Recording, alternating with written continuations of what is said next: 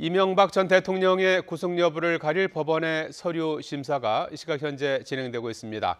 법원은 검찰이 제출한 수사 기록과 변호인이 낸 의견서를 검토해 오늘 밤 늦게 구속영장을 발부할지 결정합니다. 이 전 대통령은 결과가 나올 때까지 자택에서 대기해야 합니다. 취재기자 연결합니다. 유충섭 기자. 네, 사회부입니다. 이명박 전 대통령 이제 구속 갈림길에 섰는데요. 먼저 지금 자택 분위기는 어떻습니까? 네, 법원의 영장 심사가 진행된 오늘 이명박 전 대통령은 논현동 자택에서 침묵을 지키고 있습니다. 집 앞에는 구속을 촉구하는 시위가 이어지고 방송사, 중계차와 취재진 50여 명이 몰려 긴장감이 높아지고 있습니다. 박근혜 전 대통령 영장 심사 때와는 달리 자택 앞에는 지지자들의 모습은 찾기 어렵습니다. 집 앞 골목에는 돌발 상황에 대비해 안전을 위한 철제 펜스가 설치됐고 경비 인력도 평소보다 강화됐습니다.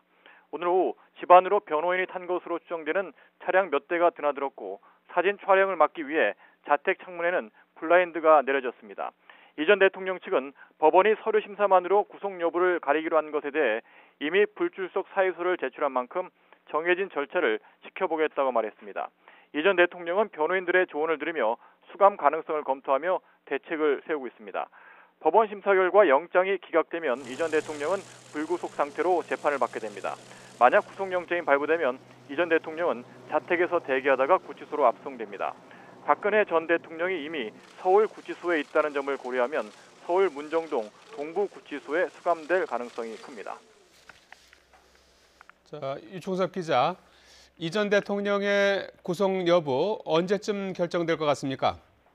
네, 지난 19일이었죠. 검찰이 이명박 전 대통령 구속영장을 청구했습니다. 이후 자료 검토에 들어간 법원은 심사 일정을 확정한 오늘 오전부터 본격적으로 서류 심사를 진행하고 있습니다. 법원은 검찰이 제출한 구속영장 청구서와 이 전 대통령 측의 의견서를 보고 구속 필요성을 결정하게 됩니다. 영장 청구서가 207쪽으로 박근혜 전 대통령 사건의 2배가 넘고 의견서도 1000쪽 이상입니다.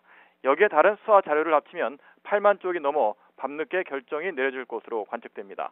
다만 서류 심사만으로 판단하기로 함에 따라 1년 전 새벽 3시가 넘어 구속영장이 발부된 박 전 대통령의 사례보다는 일찍 구속 여부가 결정될 전망입니다. 지금까지 사회부에서 전해드렸습니다.